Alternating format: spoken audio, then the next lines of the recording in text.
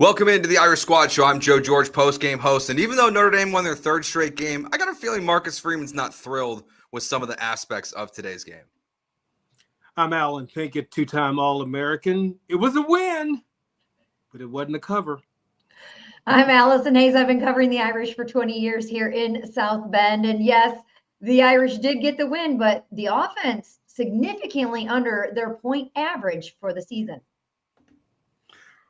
Reggie Brooks, 1993 All-American. I'm sorry. I just got to say, this officiating was by far the most ridiculous I've seen in such a long time. It really just disrupted the whole flow of the game. Play like a champion today. It's the Fighting Irish Squad Show. Everything Notre Dame Fighting Irish every week. Breaking down the biggest news and game-changing plays the way only Locked On Podcast Network can. Wake up the echoes. The Fighting Irish Squad Show starts now. Welcome into the Irish Squad Show. Joe George, Allison Hayes, Reggie Brooks, and Alan Pinkett here with you. Notre Dame wins their third straight game. They win 28-7 over Boise State. There's a lot to get to on the show today. Their third straight win, the offense's performance kind of up and down in this game. We'll talk about the defense. We'll definitely talk about the penalties. Forcing 4 turnovers, lots to get through in this one. Plus, your questions and comments are going to be welcome here live on YouTube in the chat. And we'll start just the biggest takeaway from today's game. Allison, I'll start with you. What's your biggest takeaway from Notre Dame's victory? Well, that Notre Dame's offense doesn't have to score 40 points in order to get the win, and the defense is coming along. So those are two good things. Alan, yours?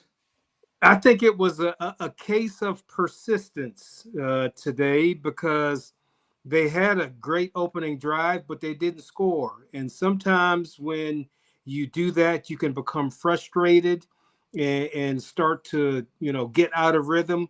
But they just stayed persistent and were able to get the win out of being persistent. Reggie, what was your biggest takeaway from this one? My biggest takeaway was just this defense.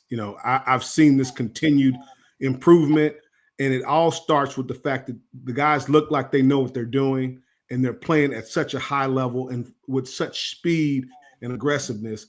And hey, hats off to Mr. Leonard Moore coming back, 2 interceptions. That kid, I was hoping he wouldn't have to play, but hey, I'm glad he was there.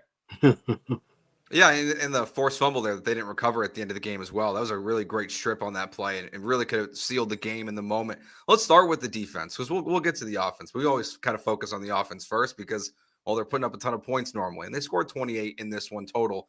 But the defense, I agree. I think it was much better in this game. And, this quarterback from Boise State, he's got he's creative back there. I mean, some of that last run he had on the final drive where he's just making magic out of nothing. But we saw a lot of pressure in this game. I think they ended up with 4 sacks, but the pressure was just better overall throughout the game. So Reggie, what's your view of the defense and just how they performed in this one? Well, that's your point. The pressure was much more aggressive, and the thing that I liked was the pressure up the middle, because it forced Madsen to step outside, and he wasn't able to step up and step into his throws. The pressure up the middle, the defensive tackles and the inside linebackers did a heck of a job of getting pressure up the middle as opposed to, forcing them, around the edge. They forced Madsen to run around into the perimeter, and I think that had a lot to do with the success this defense had today. Al, what'd you see from the defense? Well, I echo all the things that Reggie said. The biggest to me was the pressure, and it was the inside pressure, and that you could see with the quarterback, Max Madsen, that he had that clock in his head, and he knew that, okay, I've stood here for half a second.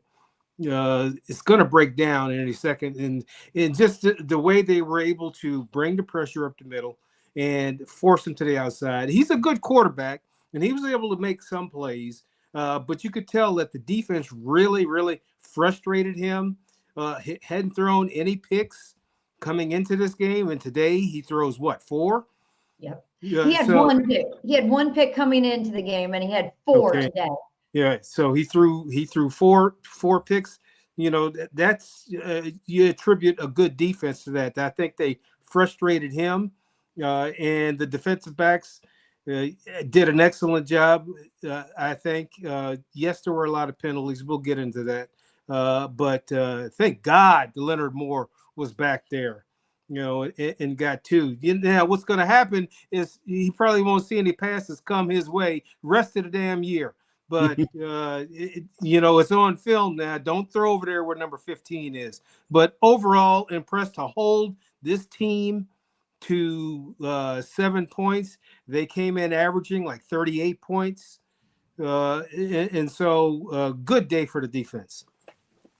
Yeah, Moore was probable, but, you know, Coach Freeman had said before this that he wasn't necessarily 100% just yet, but even at less than 100%, he still would make a significant impact on the secondary. And he did today. 6 total tackles. Actually, 6 of them were solo tackles.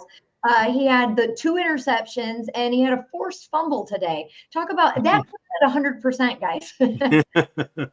Darn good stat line right there to not be at your very best. He just continues to be amazing. So great to get him back out there on the field. There was a lot of guys, though, that really contributed. You know, we talk about penalties, and I know we'll get more into that later, but I think that we're going to see some of those penalties when you're letting the guys kind of just go out there and fly around and play hard and have fun and play loose. And maybe some of those things got away from them a little bit, but at times, and it was costly. At first, I was like, oh, okay, you know, we can 5 here or 6 or okay, but to finish out with 11, I think it was for the day, that's not great. And that's something that they're going to definitely need to clean up. But when the defense was playing like it was, and just they looked like they were having fun out there. They looked like, you know, you could feel that momentum inside of the stadium today, just, you know, and it was building every time, you know, one of them would have a good play. It was like, boom, another one. And so just a really great overall performance, in my opinion.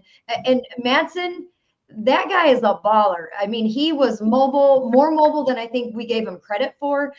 He was running some of those runs. He'd get 6 yards on it, but he probably ran 20 yards as he's scrambling and breaking tackles and making guys miss. So I was impressed with his ability, but I think that Notre Dame's defense was able to get so much pressure on him and just kind of rattle him just enough that he was off target, off the mark, and Notre Dame was able to capitalize. 4 interceptions today. Huge game for this defense. Huge step forward.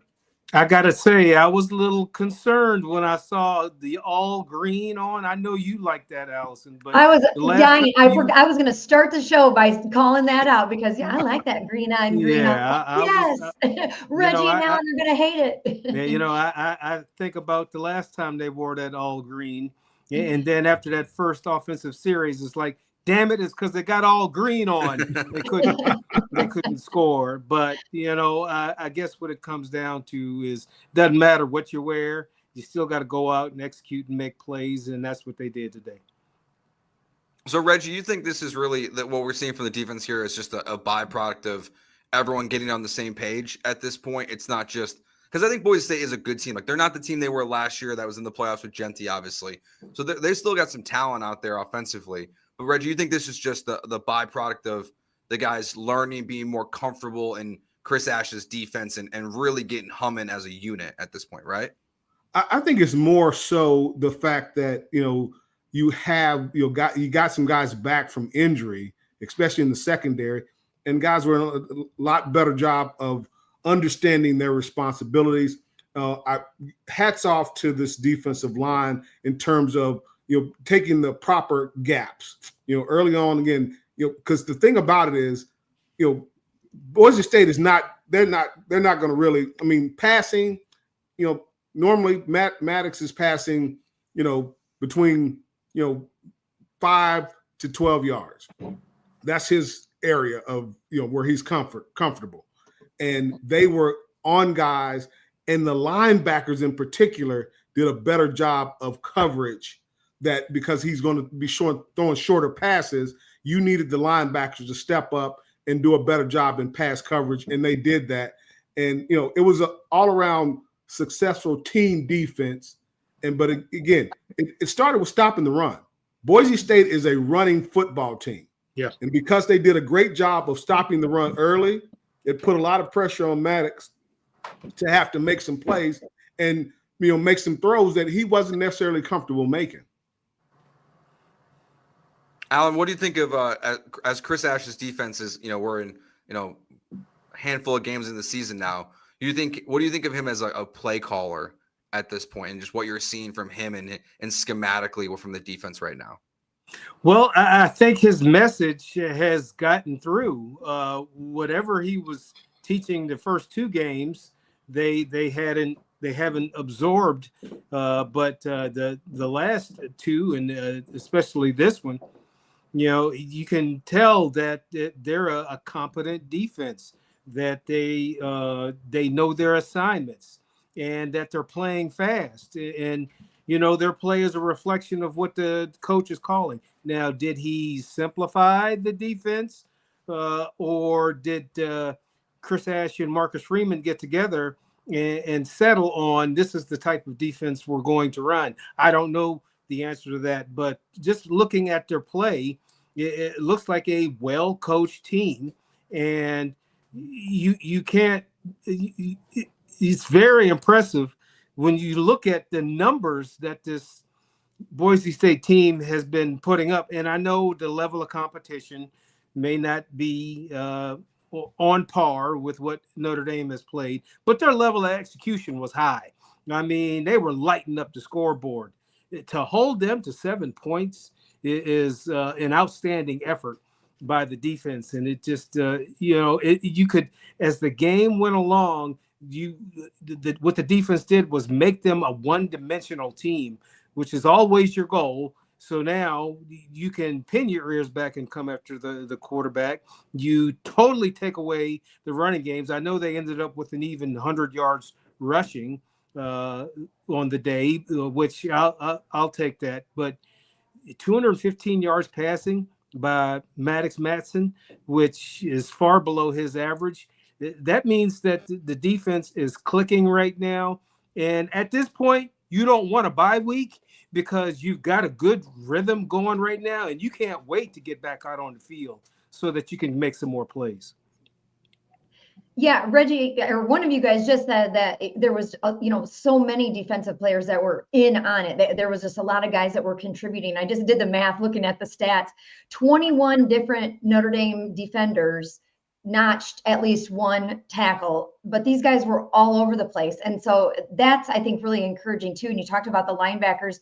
Look at Jaden Osbury. He had 8 total tackles. He had the sack, of course, the tackle for loss. And then KVA, once again, having a great game.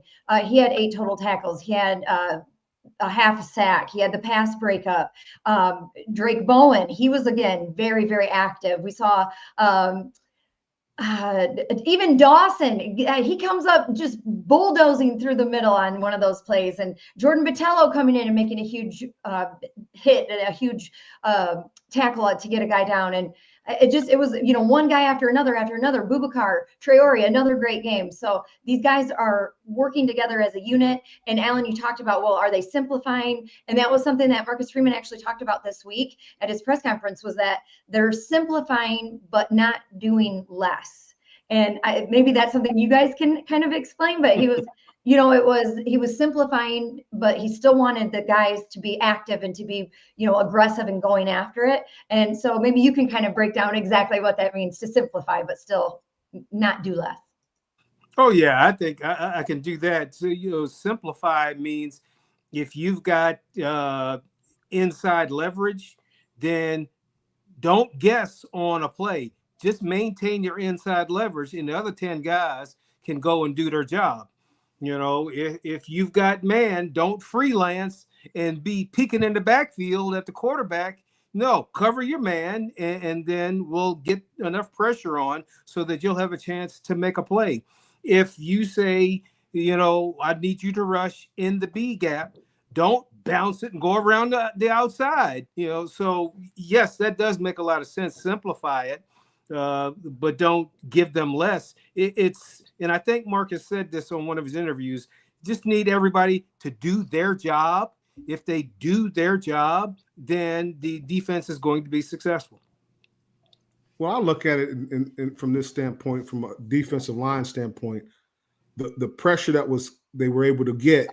Again, they were having a few different stunts, but Jordan Botelho, he had a really good game because he did a great job of executing when you talk about simplify, we always talk about see ball, get ball from a defensive standpoint. Yeah. You see the ball, you react, and you go out and execute the defense that's being called. But that requires everybody, like Alan said, if you're called to rush a certain gap, don't get wide. And one play that really stood out to me was Traore.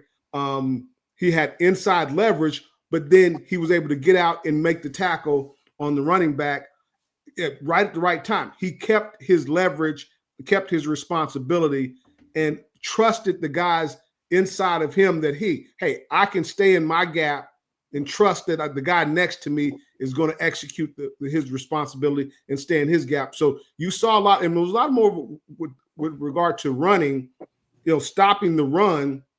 And then, okay, when you stop the run, you've identified whether it's run or pass, then boom, you move into your pass rush schemes, working hands. And Traore did a great job of using his hands on that tackle, punch, getting leverage under him, getting underneath, and then ripping off. Osbury had a great game. Sneed, he was all over the place. You saw these guys playing fast and playing with confidence. And again, that's because it's a simpler. We're not asking you to do anything grand. We're just asking you to do your job. And like I said, that simplifies it to the point where, do you understand your responsibility? And this is something we've been talking about for a while. And they were a lot more aggressive, a lot more blitzes in this game than in previous games.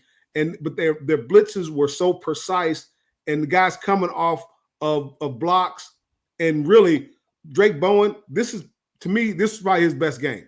He did a great job of getting into those gaps and forcing the play away from where they wanted it to go. All right, we'll take our first break here. When we get back, let's take a look at the offensive side of the ball. Another great day from the running backs. We'll talk about CJ Carr's performance in this one. We'll get to all of that next here on the Irish Squad Show. You can just move through life, or you can find the things that move you. It's your choice. You can choose to get out there, choose your people. You can choose to go for it, like really, really go for it. You just choose to do something that moves you. Mazda crafts cars for those who choose to do more than simply move. Mazda, move and be moved. All right, so another 200 rushing yards on the day for this team. Jeremiyah Love, excellent. Jadarian Price on his 39-yard touchdown run. I don't know, I think he broke like 8 tackles. He was bouncing around like a ping pong ball out there. I mean, he was all over the place in this one. So the running backs showed up in the same way. We'll start there with them. I mean, Alan, we'll start with you. What'd you make of both of what we saw of Love and Price in this game today? Well, they continue to impress. We are aware of their skill sets and how each one complements the other. And it's so tough on a defense because they get used to one style. Jadarian Price only had 1 carry in the first half.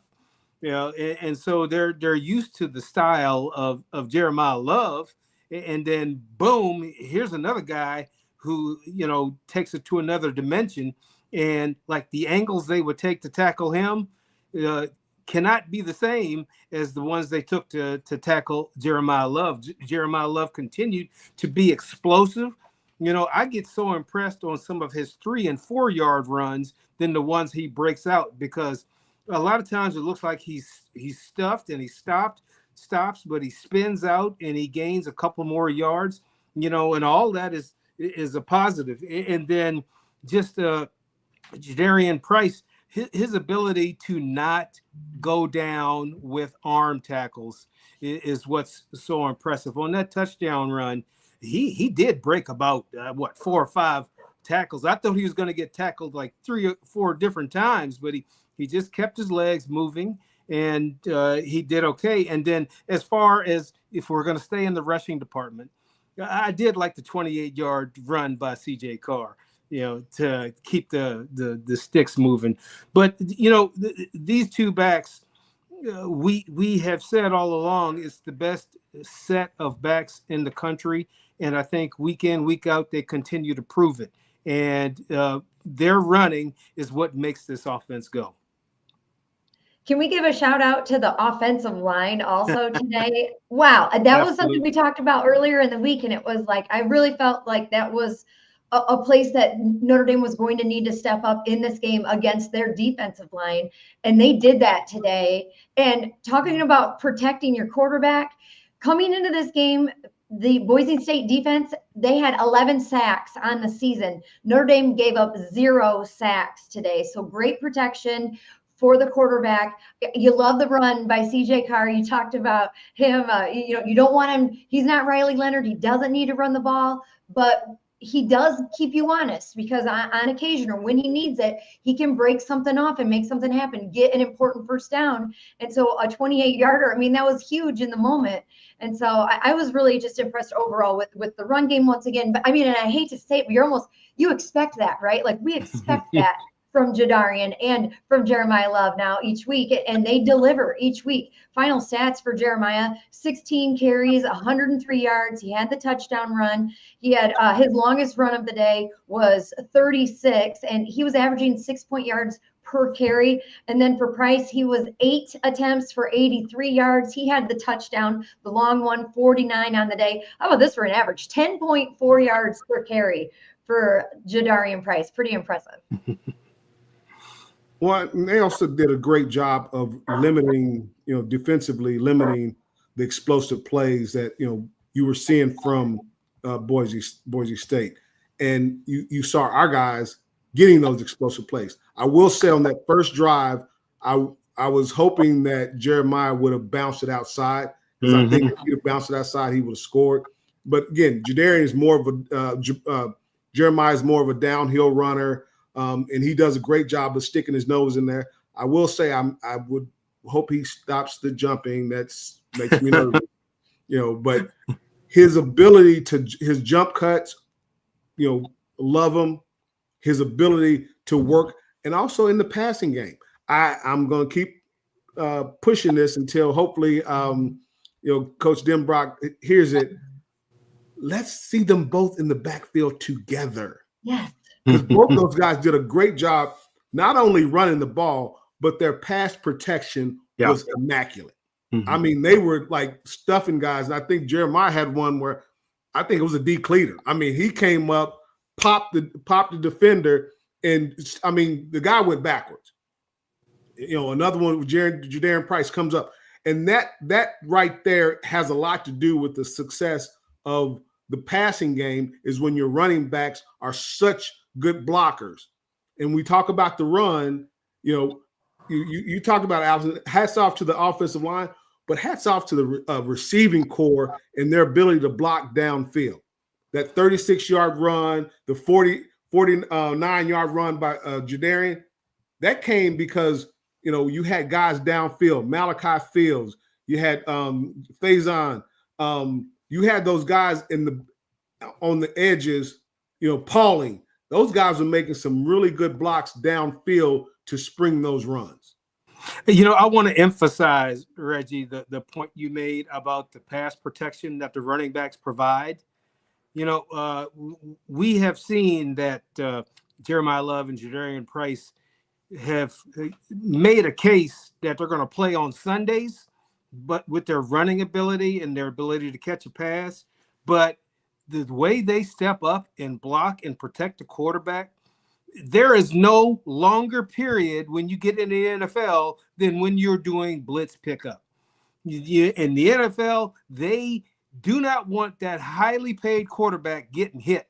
And you might be the best runner in the country, but if you can't block, you can't play. You won't be in there. And so there was also a play where poor number 8 from Boise State, he came in and tried to block Drake Bowen, and he just that was a decleater, just knocked him off his feet and disrupted the pass. I've been there before. I know how that feels. But I also know it hurts when you stopping a guy running full speed at you. But if you can just slow him up for a second. Yeah. Anyway, my point was that both of these guys incredibly improved their draft stock by the way they pass block. Yeah.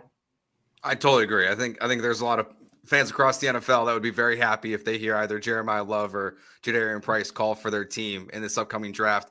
One of the things you said there, I mean, I know probably people listening to this is probably not, it's probably a mix of Bears fans, but like one of my favorite things that Ben Johnson has said is no block, no rock has been his big thing since he took over as the Bears coach. So yeah, you got to block. But Reggie, you mentioned the fourth down play there. I guess we can all just kind of go through kind of all of it. The decision to go for it. Are you okay with it? The play itself, being a direct snap to the running back instead of just a traditional handoff or a pass. Reggie, we'll start with you. Just that whole process there on that first drive at the end. What'd you think of it? I'm not a fan of the direct snap to the back.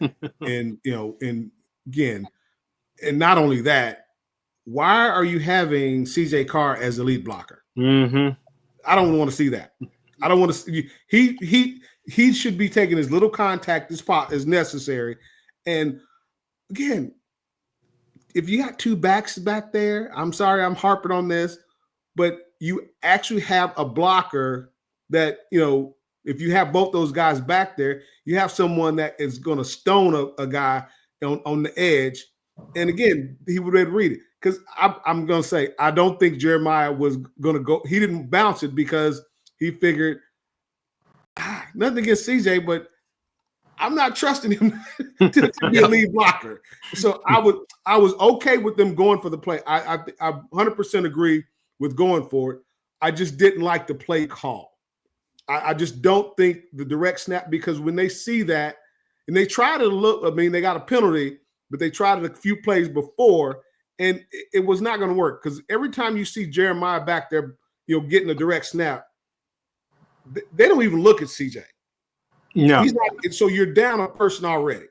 So they're automatically looking, okay, what is Jeremiah? They're looking to stuff the middle, and they just came right up the middle. I mean, even the corner came inside to stop that run, because they're not giving any credence to the quarterback being a lead blocker, which I don't have a problem with. He shouldn't be doing that. His whole responsibility is to step back, hand the ball off, and throw the ball to the receivers. And when he ran, I was sitting there yelling at the TV, "Get down, get down, get down!" After he made a couple, great job with the fake. I mean, that was beautiful. The fake, and then took off, because CJ can run.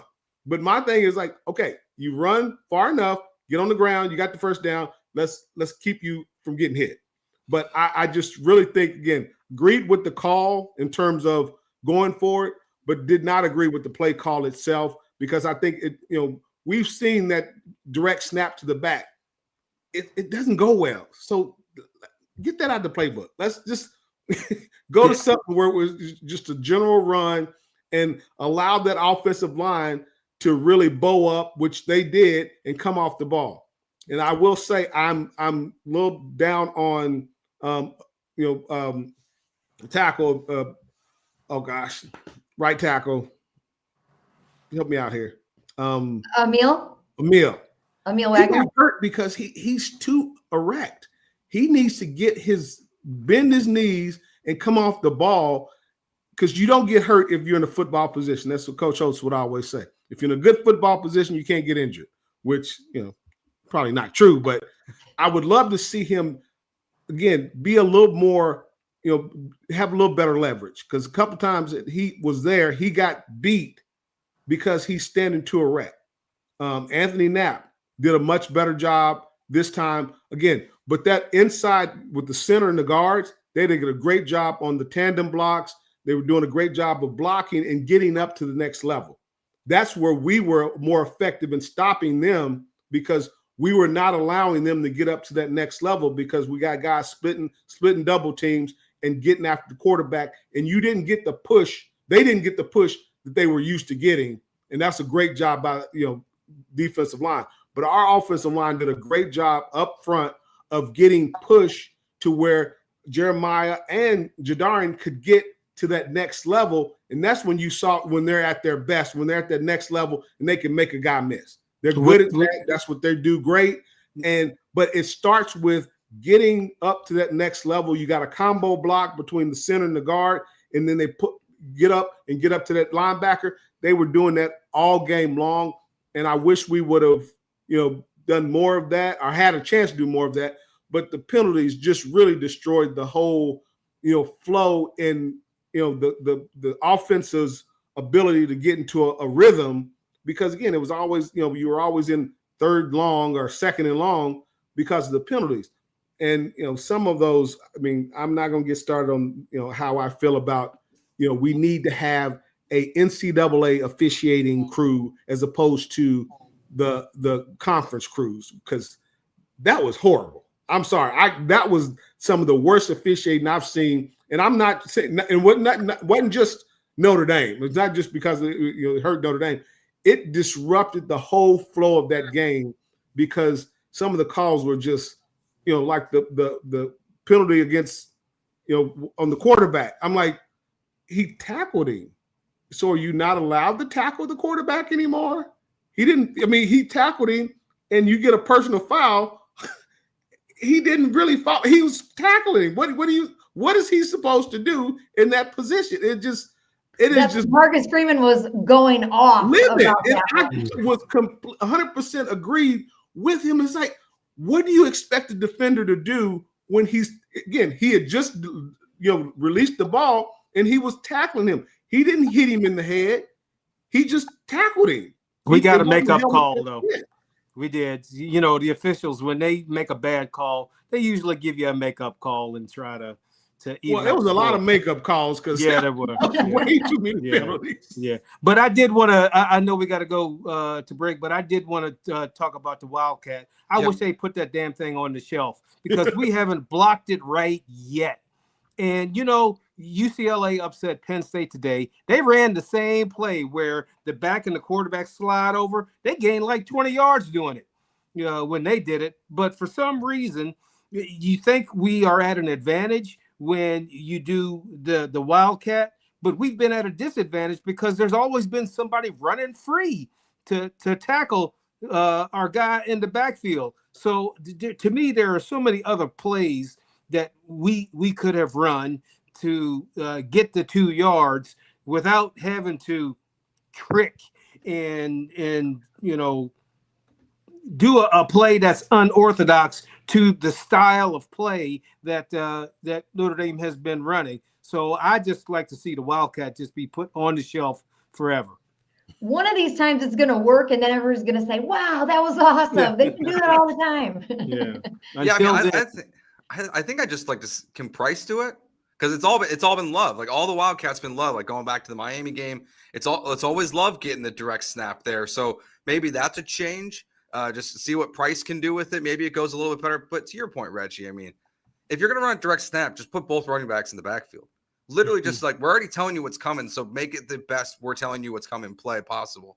The only other thing I would like to see at some point this year, what kind of packages and plays do they have in mind in that situation for CJ Carr? Like what can where are you at with the trust in CJ of letting him throw the ball in that situation? I know you have these two great running backs, but at some point, like, you might need your quarterback to make those plays too. So that's my only other thought on the red zone play there. All right, we'll take our next break. When we get back, we'll take more of a look at what we saw from CJ Carr and the rest of the offense. We just talked a lot about the great performances from the running backs. So let's take a look at the quarterback position. We'll get to that next year on the Irish Squad Show.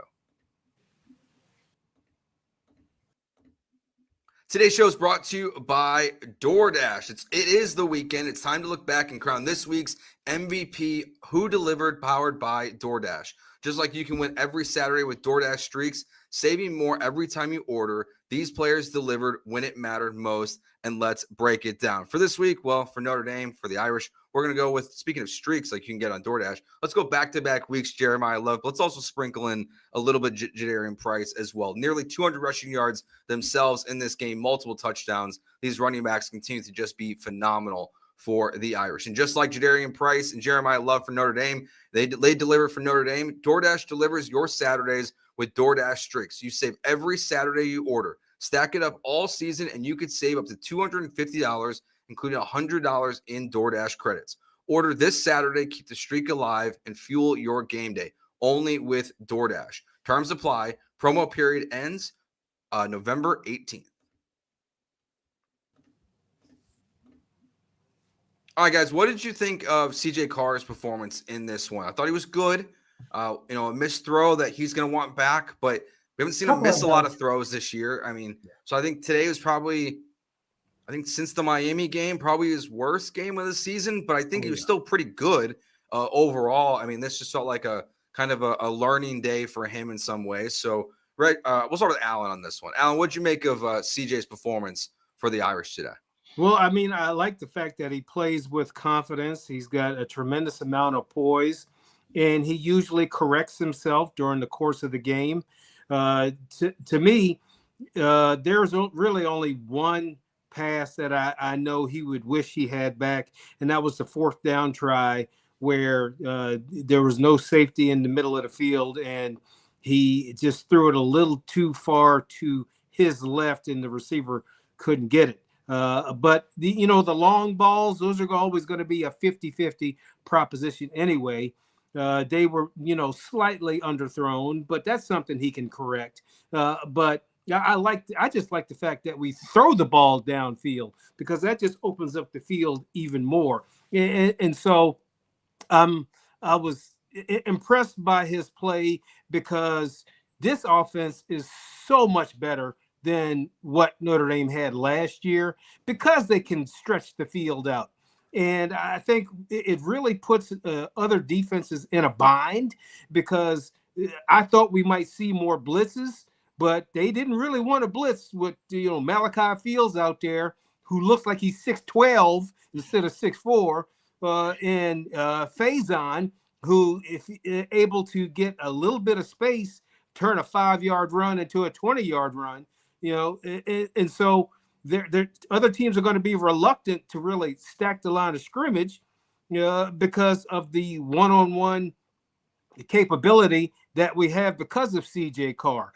So he's still a freshman, right? He's still going to make some mistakes. And I get a little uncomfortable with a lot of the praise that he's getting.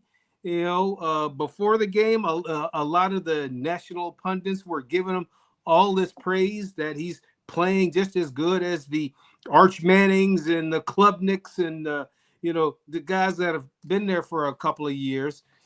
The kid is going to grow, and he looks exceptional now, but I'm more excited about what he's going to look like next year. But I'll take what he's doing this year. I'd argue that he's already playing better than Arch Manning and Cade Klubnik, for no doubt about it. But when that happened, where on that punt and he dove into the end zone to flip that ball out, of course they didn't count it, but I mean, in the moment of that happening, I literally yelled out, "He's going to win the Heisman!" I mean, when you're making plays like that, yeah, it's everything that Marcus Freeman has been saying all along. It is his competitiveness, the desire to be perfect, to be so good, and he's going to do whatever it takes for his team to win. And whether that's breaking off a 28-yard run or it's diving into the end zone to bat the ball out, I mean, he's going to do that. Yes, he's still learning and he's still making some mistakes here and there, but 0 interceptions on the day. So I'll take that. He finished out 15 of 23 for 189 yards and those 2 touchdowns. At one point, I think at halftime, he was 7 of 10 on his throws of 20+ yards.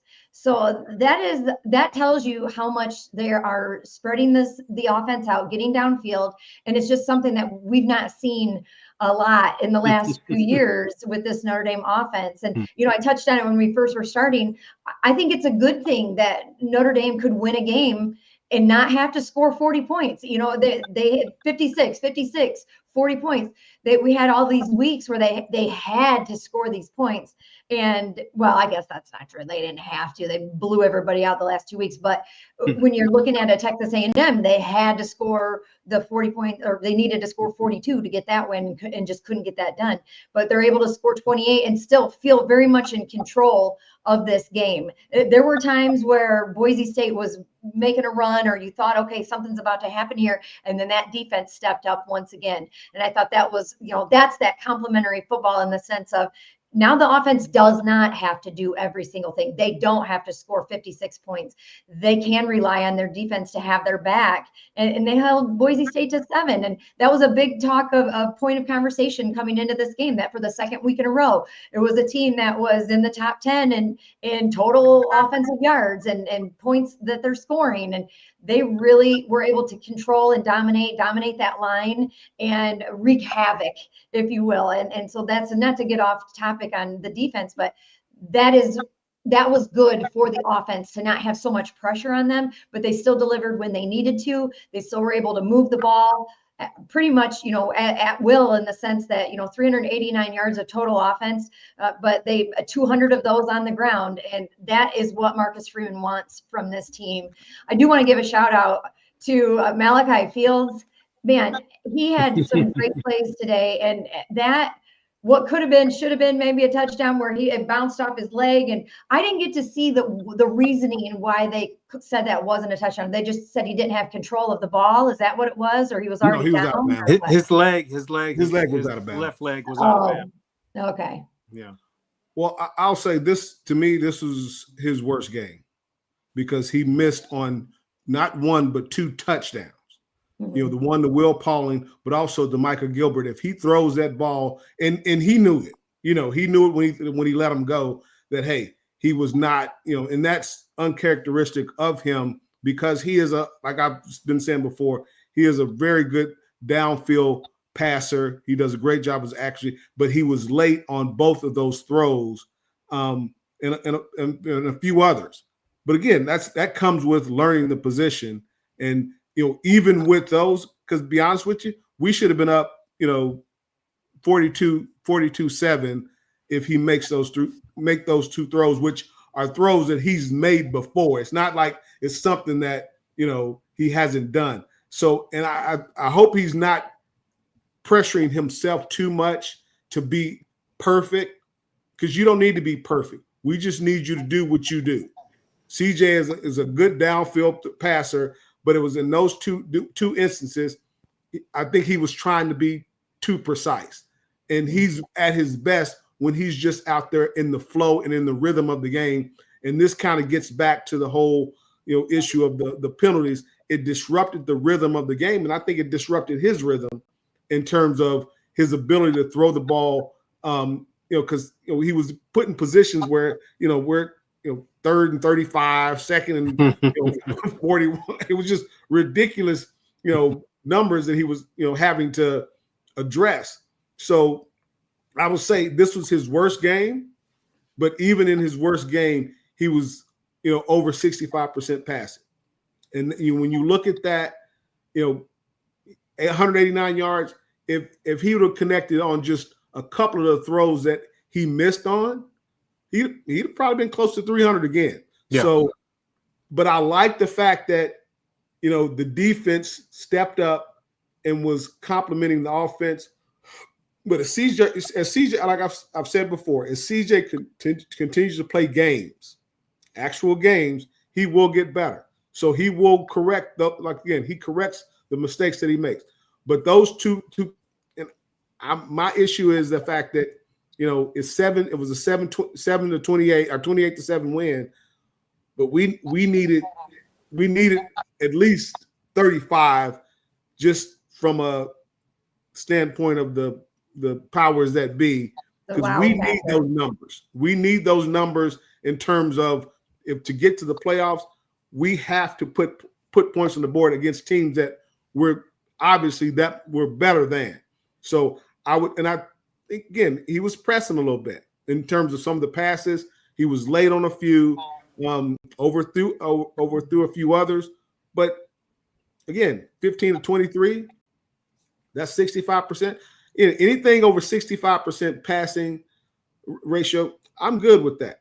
So, but I do like the fact that, knowing that he missed those throws coming next week, I doubt that he'll have those same mistakes, because he will correct those.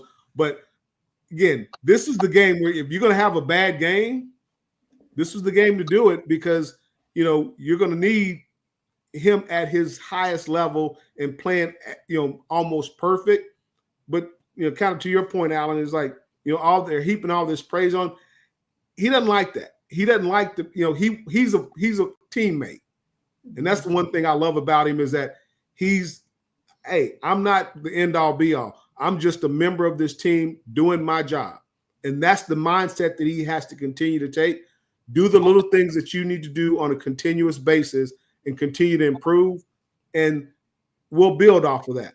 But, you know, for him to have the game that he had today and not have he wasn't his normal precise self. But I do love the fact that after the Will Pauling throw that he missed, he did come back and throw a touchdown to him on a similar play. It was a seam route that, you know, the outside seam route where he went up the sideline, did a great job putting it on his back shoulder, and he made the play.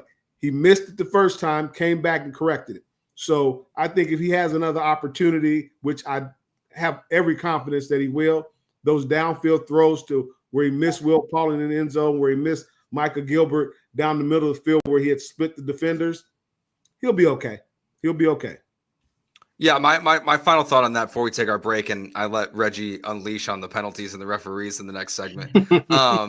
I think one of my favorite things about CJ is I see like controlled frustration at himself. Like he gets mad at himself. Like one of the deep balls that was underthrown kind of in a double coverage, you know, like you see the frustration on his face and in his body language. He's kind of throwing his hands up in the air himself, but it doesn't continue. It's just like it's in the moment. He's upset at himself. And then he moves on. And like to your point, Reggie, he makes the throw the next time. Like that shows like a level of maturity that we don't see from a lot of NFL quarterbacks, that we don't see from college quarterbacks. Like they let those moments kind of compound throughout a game. And I think that's one thing that stands out in this one for me too, is that as he is missing throws, he does seem, as soon as it's done, he kind of reels himself back in and he's just like, he's CJ Carr again. So I love what we're seeing from him right now. Again, even I agree with you, like off his worst game, he still was pretty good in this one. So we'll take our final break here. When we get back, we'll talk about what we saw from the penalties in this game, because there were a lot of them for both teams. And the chaos that Notre Dame needs to make the playoffs has already kind of unfolded a little bit. So we'll touch on that as well to wrap up the show. Today's show is brought to you by Peloton. Peloton is shaping the future of fitness with a brand new Peloton Cross Training Tread Plus, powered by Peloton IQ. It's their most advanced equipment yet, designed to give you real-time guidance and endless ways to move. Whether you're running, lifting, or cross training with your favorite instructors, this is training reimagined. Peloton is built for breakthroughs with tools that help you plan, stay motivated, and reach peak performance. The swivel screen is a total game changer. You can go from running on the Tread Plus to strength training without missing a beat, and the personalized class recommendations keep you engaged. You get workouts tailored to your vibe and energy level each week. So let yourself run, lift, flex, and push forward. Explore the new Peloton Cross Training Tread Plus today at onepeloton.com.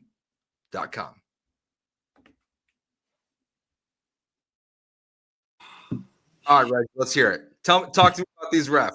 Tell me how bad they are, Reg. Okay, again, and I've had this issue for some time, except the NFL has the NFL officials. The fact that you have conference officials, which conferences focus on specific things, they go into each year focused on a specific thing.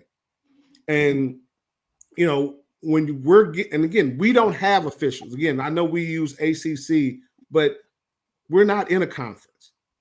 So the fact that the calls that they were making, some of the holding calls, and not just the holding calls on Notre Dame, but the holding calls on, you know, on Boise State, it's like, it's football. It's a contact sport. And, you know, again, I could see if they were pulling guys down, you know, some of the calls were justified. But, hey, you're out there fighting and going after each other. Some of those holding calls were just like asinine. I'm like, let the guys play. But again, it may be from, you know, the Mountain West that their focus is calling things a lot tighter. And, you know, and I'm of the mind, officials have a very important role to play, but they shouldn't be impacting the game to that level. That's my biggest issue, is that they were so involved in this game over the course of the entire game that, you never saw rhythm from either offense throughout the game. Maddox, he made some good plays, except running. But when you're constantly in, second and long, third and long, it really disrupts the flow and the continuity of the game. And officials, I'm glad you're there, but I don't want to see you too much. I don't want you too involved in my football game. Football game is for the players to play and for you to, kind of keep order. That's your responsibility, is to keep order, not be involved in every play. I mean, like, literally, it was like it was a flag just about every play. And I'm like, how do you expect teams to get into a rhythm, get into any type of flow if it's constantly flag after flag after flag? Some of them definitely justified. Others, come on, man, just let the guys play. Let the guys play the game of football. It is a contact sport, and you're going to have some of the stuff that was going on the sideline. 100% agree. You can't be throwing guys out of bounds on the ground when they're out of bounds. That's stupid. That's stupid play. But some of the pass interference calls, like, guys, help me out here. Help me out. Maybe I'm a little overreacting. Maybe I am. But good Lord, why are you calling? I just keep going back to the personal foul penalty on the tackle of the quarterback. I'm like, so we're not allowed to tackle the quarterback anymore. Come on. And some of the targeting penalties that they were looking to call, it's like he turned his head. He did not. It was not a head-to-head collision. Come on, let's play the game. And again, when officials get too involved in it, it just makes the game ugly and almost unwatchable. Have you guys seen some of the broadcasts where they let you listen in when they're watching? It's for the ACC, yeah. Yeah, what do you guys think about that? At first I kind of liked it, and then after a while it was like, I kind of just want the mystery to be unveiled. Yeah, just give me the call. Yeah, exactly. Yeah, just make the call. Don't tell me about the labor pains. Just show me the baby. Yeah, I hear what you're saying, and I mean, I've always I do like that transparency, but the fourth or fifth time they do it in a game, it's right. Like, can we speed this up, please? And look, I've always been in favor of national officials because each conference has their own agenda. And so the Big Ten may have an agenda where we're going to protect the quarterback. Well, they push that agenda on a SEC game, and that SEC officials, are saying we're going to let them play a little bit more. So there's not consistency across the board because each conference wants to call stuff differently. And who knows if they have an agenda? It's like, you know what? We may have to have a quota of targeting calls just so that we are making sure that we're keeping the game safe. And that's just speculation on my part. I'm not accusing anybody of anything, but there is no consistency.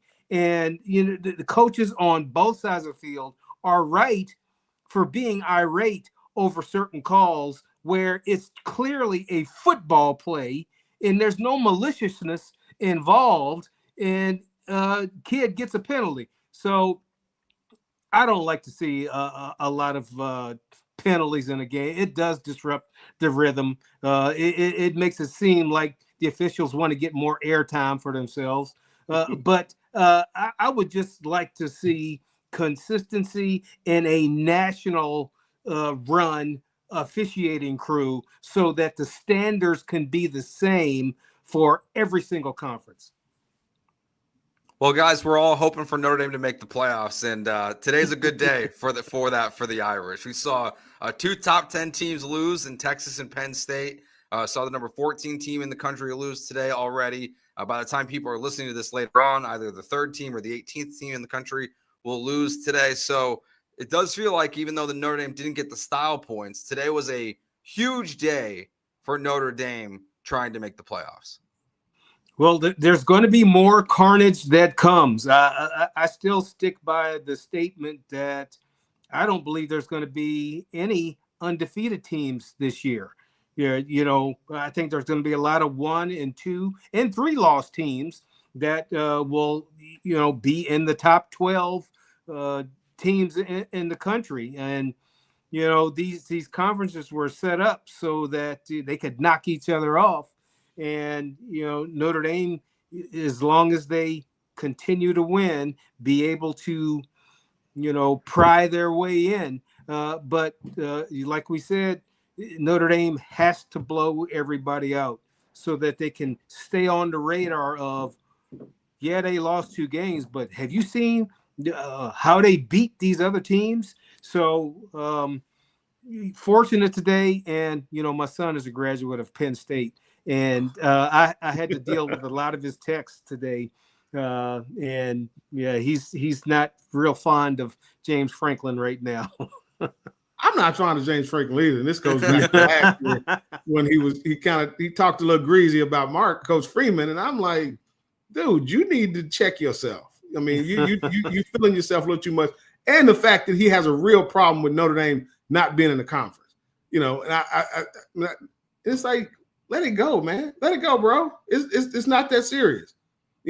But you look at Notre Dame, and again, the opportunity. I really wish we would have at least tried to score that last series because I just think we need those style points because we need help. We need help. And again, we got it, this week. But to your point, Alan, like I said, you're not going to have a lot of undefeated teams, but we need some wins, or we need 1 or 2 wins to where we can good wins. We got 2 good losses, which I really think, like I said, if anybody has a chance to go undefeated, it's Miami. Okay. Because again, I just think the ACC is not as talented, but the A&M, that's going to be a bloodbath in the SEC. The SEC and the Big Ten, and that's the one concern I have with SC is that they're in the Big Ten. And it just pains me to say we need them to win out. We really do need them to win out. All right, at the very least, be in the top 20 when we play them. When we play them in a couple of weeks.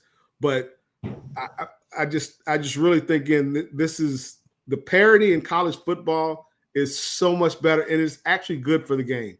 It's good for the game to see so many different teams. I mean, Alabama won, but man, Vanderbilt gave them all they can handle. I mean, it's in those games are going to be critical for us to every time we have the opportunity. I'm not a big fan of running up the score, but hey, if you got an opportunity to put points on the board, let's get them because we're going to need them. Yep. Allison, any final thoughts? Well, I mean, you guys already touched on it. My biggest concern is just not having a quality win on the schedule. And, we talked about, well, it was a good thing that Notre Dame didn't have to score so many points because the defense was there to pick up the pieces behind them. But they need those style points right now. It is a big deal to have those losses that they've got. Their quality, they lost both of them by a combined 4 points. Looking at Miami's schedule the rest of the way, they've got Louisville, Stanford, SMU, Syracuse, NC State, Virginia Tech, Pittsburgh. Very, very possible they could win out if they get past Florida State tonight. And USD, that's the one that you do. You've got to hope they win out. They looks like they have a bye this week. They are at Michigan next week, and then they come into South Bend. So if they can get a win over Michigan, who is currently ranked number 20, that could help maybe sneak them in that top 25. That's going to be huge for Notre Dame. And then don't just beat them, beat the pants off of them. Yeah, and I'll just add this. It's important to win. It's also important to cover. And depending upon when and I don't gamble, but I always that's a good point for today. Yeah, I always watch the line. Depending upon when you bet on this Notre Dame game, if you had 20.5, you were happy. If you had 21.5, you cussing Notre Dame. So that hook always gets you. That's why I don't gamble. But so important to cover, because it's one of those things that's in the back of everybody's mind, because people think that those who make the line know something more than we know. And when you can obliterate that line, then it just makes the team look a lot better. Hey, Joe, can I add one thing really quick? Go ahead. So I'm able to see some of these comments that have been coming in from our listeners. And Tony says that the big Price run reminds him of Reggie's big run against USC in 1992. That's all Reggie had was long runs. I was so glad to see him because, like I said, I spoke to him over the course of the summer when he was at a function, a Notre Dame function here in Texas. And, the thing I told him is like, it's you actually want them talking about Jeremiyah Love. You can be the afterthought because you have all the skill sets that you need to be a high pick in the NFL draft, but let them keep overlooking you. The more they overlook you, the more opportunities you're going to be successful and you're going to do well. Because again, I had Jerome Bettis that, everybody was focused on him, and I felt bad for JB because, they used to go after that dude. And they go after Jeremiyah. So Jadarian, take advantage of every opportunity you get. And he is doing that and doing it at a high level. And it's just good to see him having the success that he's having. And everybody's talking about Jeremiyah, which rightfully so. The kid is amazing. But for me, Jadarian Price, that kid is money. And I know we need to wrap it up. Yeah, I know we need to wrap it up. And I appreciate your modesty. But folks, Reggie averaged over a career 8 yards a carry. It's pretty good. Not bad. Pretty good, Reggie. That's pretty good offensive line. Pretty good offensive line. All right. You guys can catch Allison, Alan, and Reggie with Tyler on the Irish Squad Show every Thursday. We're here with you after every single game. So we'll be back with you guys next week after they take on NC State. And you guys can, of course, catch Tyler Wojak Monday through Friday right here on the Locked On Irish YouTube channel. So for Allison, Alan, and Reggie, I am Joe George. We will talk to you guys next week. Have a good one. Enjoy the rest of the chaotic Saturday in college football. Peace.